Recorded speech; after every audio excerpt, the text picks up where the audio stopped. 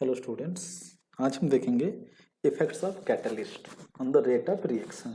तो rate of reaction पे catalyst का क्या इफेक्ट है। तो बेसिकली कैटलिस्ट क्या होता है ये आप पहले पढ़े होंगे। सो कैटलिस्ट क्या होता है? Catalyst is any substance which increases the rate of reaction without getting consumed. इसको अगर हम डिफाइन करेंगे तो डेफिनेशन में ये हम लिख देते हैं, एक catalyst is any substance or is a substance which increases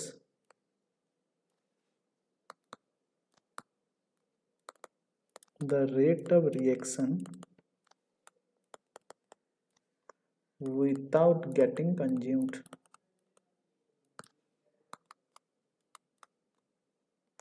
तो इसका मतलब कैटलिस्ट जो है वो रिएक्शन का रेट को तो इंक्रीज करता है, लेकिन रिएक्शन में वो खुद कंज्यूम नहीं हो जाता। हम जितना भी कैटलिस्ट जो भी catalyst starting of the reaction में लिए होंगे, एंड ऑफ द रिएक्शन में भी हमारा उतना कैटलिस्ट क्या होगा, रिकवर हो जाएगा। तो कैटलिस्ट रिएक्शन में यूज नहीं होता है, कंज्यूम नहीं होता है, लेकिन रिएक्शन का रेट को इंक्रीज करने में वो हेल्प करता है। तो वो रिएक्शन का रेट को इंक्रीज किस तरह से करता है वो हम देखेंगे आगे चल के। क्योंकि कोई एक एग्जांपल लेते हैं, 2KClO3। ये क्या होता है, ये डिकम्पोज होके KCl प्लस O2 बैलेंस करेंगे तो 2 3 आएगा। तो ये क्या होता है, ये जो रिएक्शन, इस रिएक्शन का रेट को इंक्रीज करने के लिए एक कैटलिस्ट यूज होता है, मैंगनीज डाइऑक्साइड MnO2। तो मैंगनीज डाइऑक्साइड यूज करने से क्या होता है, ये रिएक्शन का रेट इंक्रीज हो जाता है। तो कैटलिस्ट का प्रेजेंस में रिएक्शन का रेट कैसे इंक्रीज होता है वो हम देखेंगे। तो बेसिकली कैटलिस्ट क्या करता है, कैटलिस्ट जब प्रेजेंट रहता है वो रिएक्शन होने के लिए एक डिफरेंट पाथवे प्रोवाइड करता है। ओके, अभी हम देखते हैं। तो सपोज जो हम ग्राफ ऑलरेडी पढ़ चुके हैं रिएक्टेंट एंड प्रोडक्ट के लिए, ये एक ऐसे ग्राफ ले लेते हैं, रिएक्टेंट की एनर्जी ज़्यादा है, प्रोडक्ट की एनर्जी कम है, एक एक्सोथर्मिक रिएक्शन के लिए। आप एंडोथर्मिक के लिए भी ले सकते हैं। तो ये जो ग्राफ है, ये ग्राफ है एक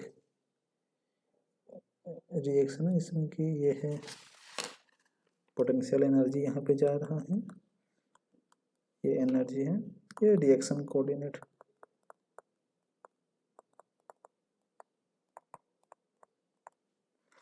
तो यहाँ पर जो है ये रिएक्टेंट का एनर्जी लेवल है, ये प्रोडक्ट का एनर्जी लेवल है। तो हम पहले पढ़ चुके हैं, ये जो लेवल है रिएक्टेंट से, रिएक्टेंट के पास तो, क्योंकि रिएक्शन होने के लिए हम पढ़े थे मिनिमम एनर्जी कितना होना चाहिए, थ्रेशोल्ड एनर्जी होना चाहिए, जिसको ETH बोला जाता है। लेकिन रिएक्टेंट लोगों के पास उतना एनर्जी होता नहीं है, तो हम बाहर से एनर्जी सप्लाई करते हैं, और जो एनर्जी सप्लाई करते हैं उसको बोलते हैं एक्टिवेशन एनर्जी। तो एक्टिवेशन एनर्जी देने से क्या होता है, रिएक्शन हो पाता है। तो जब कोई कैटलिस्ट नहीं है, ये हमारा रिएक्शन का पाथवे है, this is the reaction path without catalyst. और ये जो EA है, द एक्टिवेशन एनर्जी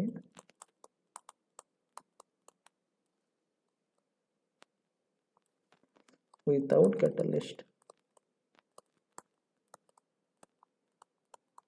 तो जैसे ही हम क्या करते हैं, कैटलिस्ट इसमें यूज करते हैं, कैटलिस्ट ऐड करने से क्या होता है, इसका जो रिएक्शन का जो पाथ है वो चेंज हो जाता है।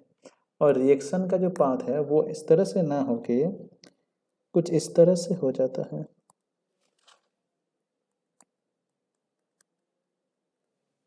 एक डिफरेंट पाथवे, पूरा कंप्लीटली एक दूसरा पाथ प्रोवाइड करता है, एक दूसरा पाथवे बोल सकते हैं या अल्टरनेट पाथवे, और एक दूसरा रिएक्शन मैकेनिज्म प्रोवाइड करता है कैटलिस्ट।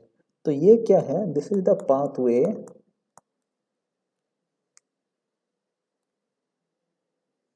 और रिएक्शन पाथवे लिखते हैं, reaction pathway in presence of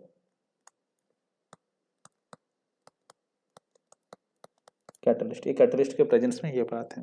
तो अगर इस पाथवे के हिसाब से हम अगर एक्टिवेशन एनर्जी देखेंगे तो एक्टिवेशन एनर्जी अभी कितना हो गया, बस एक्टिवेशन एनर्जी कम हो गया और वो होके इतना हो गया ई ए डेक्स। यहाँ पे ओरिजिनल वो ई ए था, अब क्या हो गया एक्टिवेशन ई ए डेक्स है, this is the activation energy in presence of catalyst.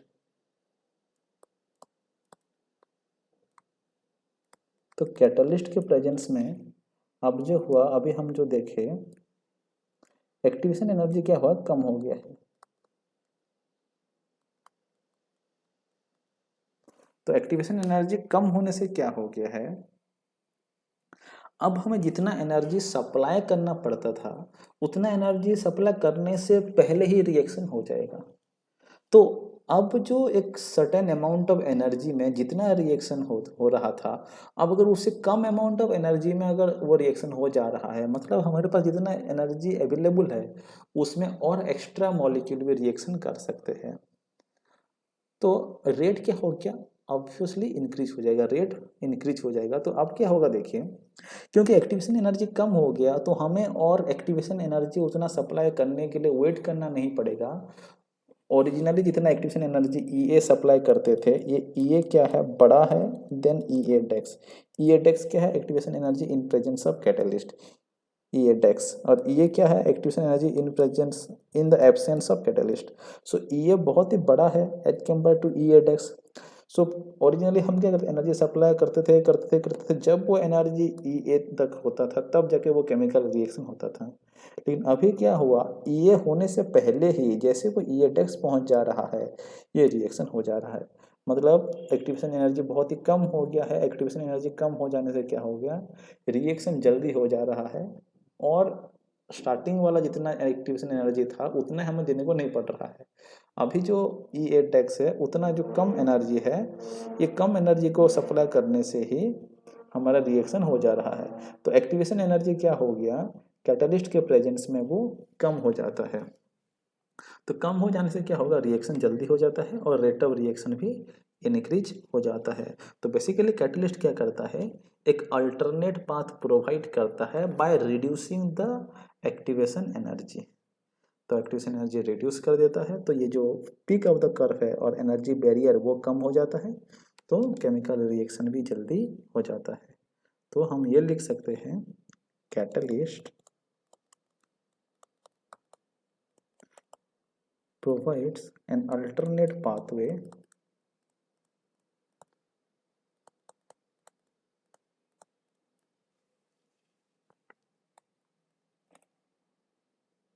or reaction mechanism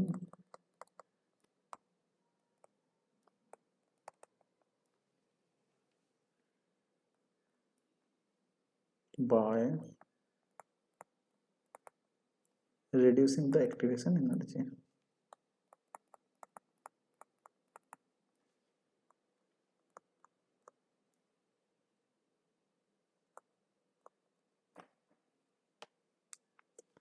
Hence it increases the rate of reaction। तो क्योंकि कम एक्टिवेशन एनर्जी में हो रहा है, मतलब हम और ज़्यादा एनर्जी सप्लाई करने तक वेट करना नहीं पड़ेगा, थोड़ा ही एनर्जी सप्लाई करने से वो रिएक्शन हो जा रहा है, हेंस उसका रेट इंक्रीज हो जा रहा है। तो जनरली कैटलिस्ट ऐड करने से क्या होता है, रेट ऑफ रिएक्शन जो है इंक्रीज हो जाता है। तो ये एक अल्टरनेट पाथ प्रोवाइड करता है जो कि ग्राफ में रिप्रेजेंट किया गया है, और उस अल्टरनेट पाथ में एक्टिवेशन एनर्जी कम होता है जो प्रॉपरली रिप्रेजेंटेड है, वो आप अच्छी तरह से इसको देखिए। तो कभी कभी क्या होता है, सर्टेन सब्सटेंस को ऐड करने से क्या होता है, रेट ऑफ रिएक्शन डिक्रीज हो जाता है। तो जो सब्सटेंस को ऐड करने से रेट ऑफ रिएक्शन डिक्रीज हो जाता है उसको बोला जाता है इनहिबिटर्स।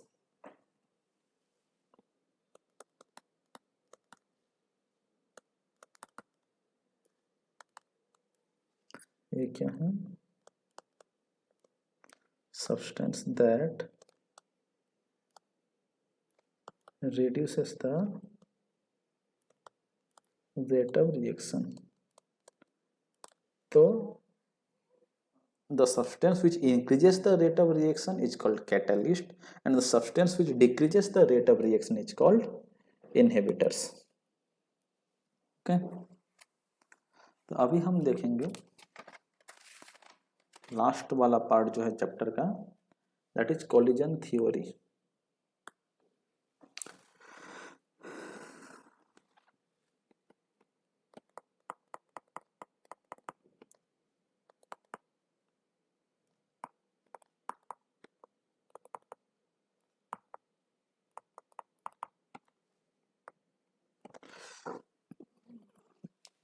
तो कोलिजन थ्योरी में क्या होता है, ये एज्यूम किया गया है कि जो रिएक्टेंट मॉलिक्यूल्स है, रिएक्टेंट मॉलिक्यूल्स को एक हार्ड स्पीयर जैसा एज्यूम किया गया है, और अगर केमिकल रिएक्शन उनमें होना है देन वो एक दूसरे से कोलाइड करना जरूरी है. तो क्योंकि कुछ कुछ होने के लिए जब भी कुछ कुछ होता है तो धक्का लगना जरूरी है. ये मैं पहले भी बोल चुका हूँ. तो जैसे ही वो रिएक्टेंट्स मॉलिक्यूल एक दूसरे के साथ कोलाइड करते हैं और कभी कभी वो जैसे कोलिजन होता है तो कुछ कुछ होके वो केमिकल रिएक्शन उनमें हो जाता है. तो आपको ये ध्यान रखना है कि कोलिजन थ्योरी में रिएक्टेंट मॉलिक्यूल्स को एक हार्ड स्पीयर जैसा एज्यूम किया गया है और केमिकल रिएक्शन होने के लिए उनके बीच में कोलिजन होना जरूरी है. तो उसको मैं लिख देता हूँ. तो यहाँ पे क्या है, so according to this theory the reactant molecules are assumed to be hard sphere and reaction occur when molecules collide with each other. तो मॉलिक्यूल एक दूसरे से जब कोलाइड करते हैं तब ये केमिकल रिएक्शन होता है. तो सेकेंड इम्पोर्टेंट थिंग्स ये थ्योरी में ये है कि जो कोलिजन होता है केमिकल रिएक्शन के लिए, the number of collision per second per unit volume of reaction mixture is called collision frequency. एक यूनिट वॉल्यूम में पर सेकेंड में जितना भी कोलिजन होता है उसको बोला जाता है कोलिजन फ्रीक्वेंसी. तो उसको अगर हम लिखेंगे द नंबर ऑफ कोलिजन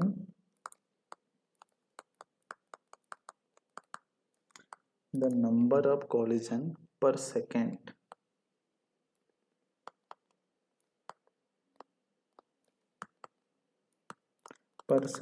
पर unit volume of reaction mixture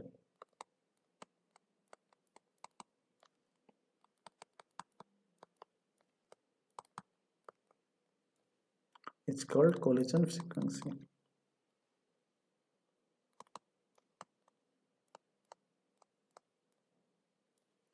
it is denoted by letter Z. तो एक यूनिट वॉल्यूम में पर सेकेंड में जितना भी कोलिजन होता है रिएक्शन मिक्सचर में that is called collision frequency. और जितना कोलिजन होता है अकॉर्डिंगली उस नंबर ऑफ कोलिजन पे हमारा रेट ऑफ रिएक्शन डिपेंड करता है, क्योंकि कोलिजन होने से ही वो रिएक्शन हो रहा है.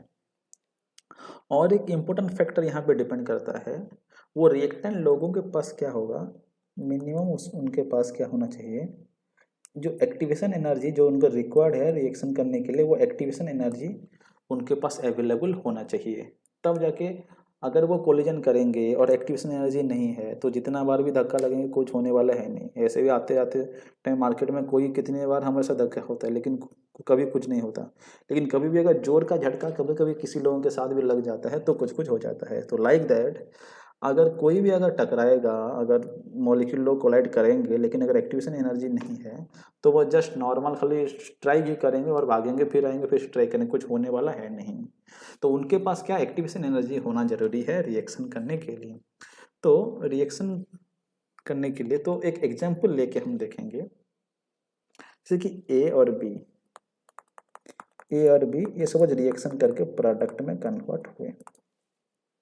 तो प्रोडक्ट में कन्वर्ट हुए जो क्या हो गया, ये जो रेट है तो रेट ऑफ रिएक्शन किस पे डिपेंड करता है, ये कोलिजन पे डिपेंड करता है. ये जेड ए बी क्या है, ये कोलिजन फ्रीक्वेंसी है. collision frequency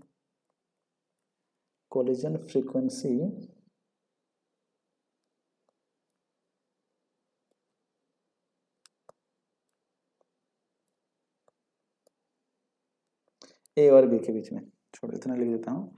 तो लेकिन ये हर वो कॉलिजन तो नहीं होता है, प्रोडक्ट नहीं बनता है, हर वो कॉलिजन से केमिकल रिएक्शन नहीं होता है। ओनली जोर का झटका जो मैं बोला, ओनली उन कॉलिजन जिसमें कि एक्टिवेशन एनर्जी होना जरूरी है। तो हम आर्हेनियस इक्वेशन में पढ़े थे, आप याद कीजिए, जो e की power minus a by r t था, ये वो फैक्टर था, और हम लिखे थे fraction of molecules with equal to और ग्रेटर देन एक्टिवेशन एनर्जी। तो ये वो फैक्टर और ये वो फैक्टर है और वो फ्रैक्शन ऑफ मॉलिक्यूल है जिनके पास की इक्वल टू और ग्रेटर देन, इधर उनका एनर्जी एक्टिवेशन एनर्जी के साथ बराबर है या फिर उससे ज़्यादा। ज़्यादा होने से कोई टेंशन नहीं, आराम से रिएक्शन होगा, एनर्जी सफिशिएंट है। तो इतना फ्रैक्शन और इतना प्रोपोर्शन ऑफ मॉलिक्यूल ही क्या करते हैं, इनके पास ही वो एक्टिवेशन एनर्जी अवेलेबल रहता है और वो केमिकल रिएक्शन करते हैं। तो इसमें से जितना कोलिजन हो रहा है, उन सब कोलिजन का कुछ ही फ्रैक्शन ऑफ कोलिजन जिसमें कि एक्टिवेशन एनर्जी अवेलेबल रहता है, उन पे ये रेट डिपेंड करता है। तो हम यहाँ पे ये लिख सकते हैं, उस पर्टिकुलर फ्रैक्शन को हम ऐड करते हैं into E A by r T, ई की power minus E A by r T. तो ये वो फ्रैक्शन ऑफ मॉलिक्यूल्स है जो कि कोलाइड करते हैं विथ इक्वल टू और greater than activation energy, so that ये केमिकल रिएक्शन हो पाएगा। तो अब जो हम देखेंगे, और एक इम्पोर्टेंट फैक्टर आता है रिएक्शन करने के लिए, कोलिजन थ्योरी ये बोलता है कि भाई ठीक है एक्टिवेशन एनर्जी है, हम वहाँ पे दो टर्म पढ़े थे, एक एक्टिवेशन एनर्जी, दूसरा थ्रेशोल्ड एनर्जी। थ्रेशोल्ड एनर्जी वो एनर्जी होता है, minimum energy of the reactant, right, that should be possessed by threshold energy क्या है, the minimum energy of the reactant that is to be possessed by reactant for a chemical reaction to occur। तो reactant लोगों के पास जो minimum energy होना जरूरी है reaction को करने के लिए, वो क्या होता है, थ्रेशोल्ड एनर्जी। लेकिन उतना होता नहीं है, तो हम जो बाहर से सप्लाई करते हैं, जो एनर्जी वो रिक्वायर्ड करता है रिएक्टेंट मॉलिक्यूल्स, उसको हम एक्टिवेशन एनर्जी बोलते हैं, जो कि हम सप्लाई करके रिएक्टेंट को एक्टिवेट करते हैं। तो वो जो रिएक्शन है, उनके पास क्या सफिशिएंट काइनेटिक एनर्जी होना तो चाहिए, sufficient kinetic energy that is threshold energy तो होना चाहिए, और उनके पास एक्टिवेशन एनर्जी अवेलेबल होना जरूरी है। लेकिन एट द सेम टाइम खाली एनर्जी अवेलेबल होने से रिएक्शन नहीं होता, उनके लिए प्रॉपर ओरिएंटेशन भी जरूरी है। फॉर एग्जाम्पल, एक लॉक है और एक की है, अगर मैं लॉक को पकड़ा हूँ और की को अगर उल्टा पकड़ा हूँ, जितना बार भी मैं स्ट्राइक करूँ, सपोज मैं मेरे बाइक को ऑन करना चाहता हूँ कहीं एक जगह जाना, और मैं की को ही अगर उल्टा पकड़ा हूँ, तो जितना बार भी मैं स्ट्राइक करूँगा थोड़ी वो लगेगा, राइट। भले सफिशियंट एनर्जी के साथ पूरा अच्छी तरह से लगा रहा हूँ, फिर भी कुछ होने वाला है नहीं, क्योंकि ओरिएंटेशन ही इम्प्रॉपर है।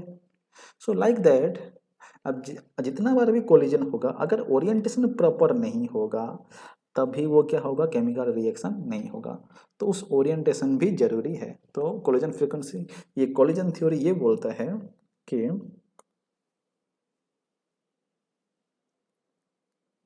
हर कोलिजन जिसमें कि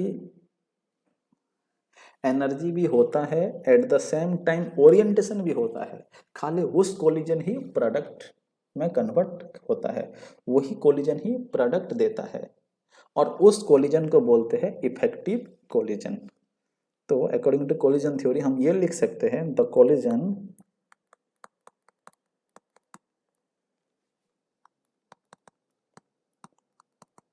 in which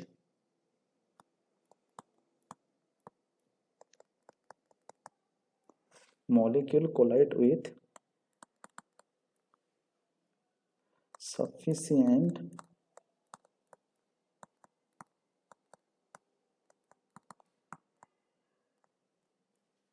kinetic energy, that is called threshold energy,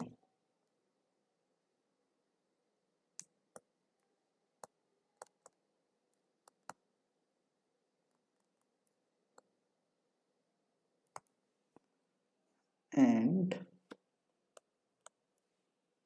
proper orientation, कि ओरिएंटेशन प्रॉपर नहीं होने से वो रिएक्शन होने वाला नहीं है।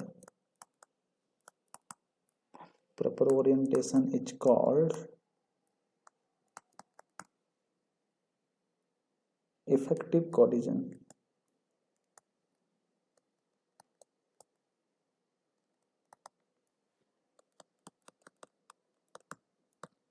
तो हम ये लिख सकते हैं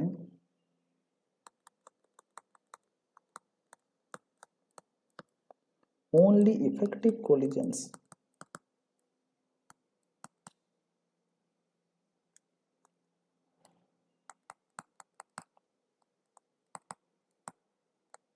lead to the formation of product।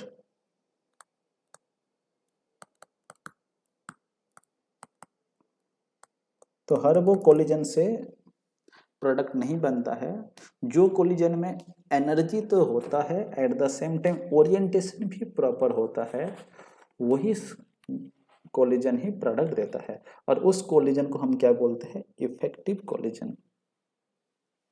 तो प्रॉपर ओरिएंटेशन अगर नहीं हुआ तब प्रॉब्लम क्या होगा? देखो ये एक्टिवेशन एनर्जी और थ्रेशोल्ड एनर्जी के बीच में मैं रिलेशनशिप बोल दिया था।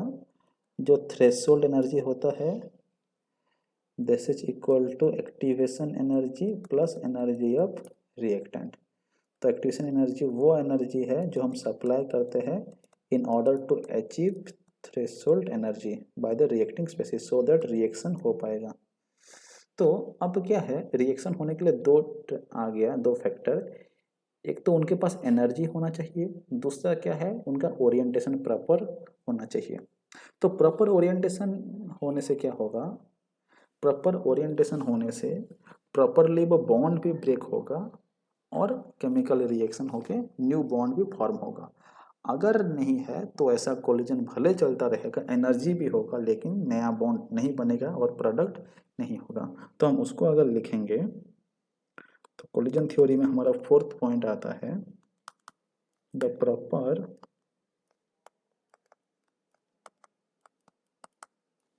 Orientation of reactant molecules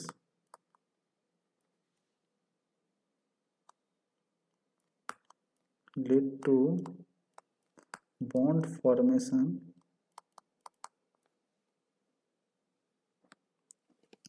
whereas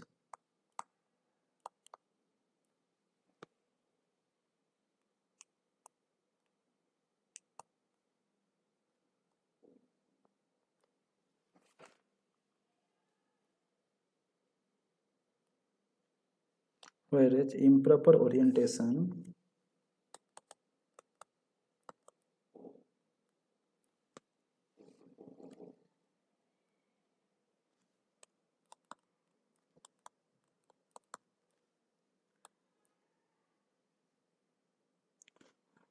in improper orientation molecules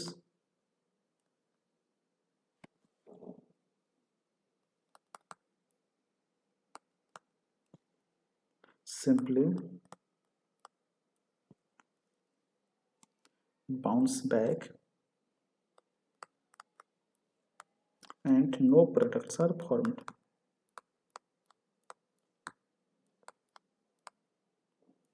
तो इम्प्रॉपर कोलिजन जितना होगा, इम्प्रॉपर ओरिएंटेशन अगर है, जितना बार भी कोलिजन होगा वो खाली बाउंस बैक आ रहा होगा, फिर कोलाइड कर रहा होगा, बैक आ रहा होगा, कोलाइड कर रहा होगा।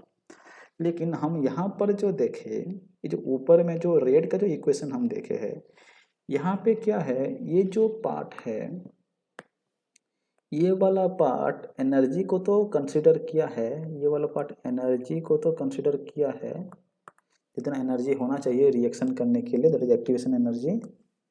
और तो लेकिन ये वाला पार्ट क्या किया है, हमारा जो ओरिएंटेशन है, प्रॉपर ओरिएंटेशन भी होना जरूरी है, क्योंकि एनर्जी अगर है और ओरिएंटेशन अगर प्रॉपर नहीं है तभी रिएक्शन नहीं होता है। तो ये वाला पार्ट क्या किया है, एनर्जी वाला पार्ट को कंसिडर किया है लेकिन ओरिएंटेशन वाला फैक्टर को कंसिडर ये नहीं किया है। तो यहाँ पे क्या करेंगे हम, प्रॉपर ओरिएंटेशन वाला फैक्टर को ऐड करने के लिए और एक नया टर्म इसमें इंक्लूड होगा, और एक फैक्टर इंक्लूड होगा इसमें, तो लास्ट में ये बोलता है कि to account for effective collision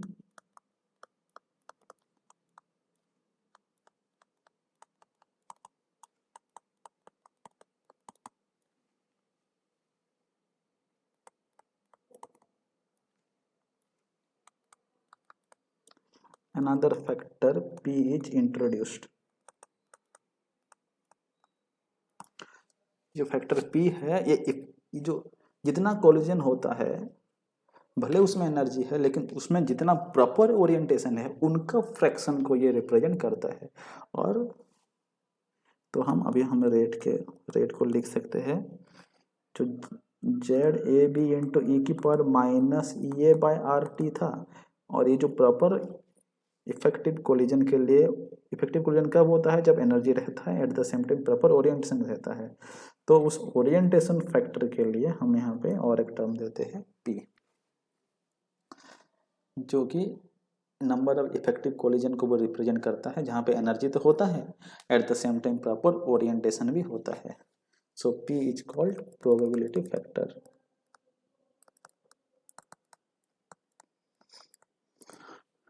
probability factor. तो फाइनली हम कोलिजन थ्योरी में ये देखें, सो अगर हम समराइज करेंगे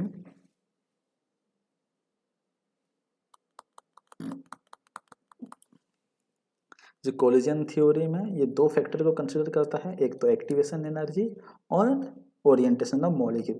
तो activation energy and orientation of molecules together determine the rate of reaction. और ये दोनों फैक्टर है जो कि इफेक्टिव कोलिजन को डिटरमाइन करता है। तो इसको अगर हम लिखेंगे, so activation energy and proper orientation वो दोनों ही डिटरमाइन करते हैं क्राइटेरिया फॉर इफेक्टिव कोलिजन, और ओनली इफेक्टिव कोलिजन ही प्रोडक्ट देते हैं। तो कोलिजन थ्योरी के हिसाब से ये है कि मॉलिक्यूल्स ऑफ हार्ड स्फीयर है वो एक दूसरे से कोलाइड करना जरूरी है रिएक्शन करने के लिए, लेकिन हर वो कोलिजन जिसमें रिएक्टिंग मॉलिक्यूल कोलाइड करते हैं वो सारा कोलिजन प्रोडक्ट नहीं देता है। उन कोलिजन से कुछ ही कोलिजन जिनमें कि उनका सफिशिएंट एनर्जी रहता है at the same time orientation भी प्रॉपर रहता है, वो सारा कोलिजन ही प्रोडक्ट फॉर्म करता है। सो ये था collision theory. Thank you very much.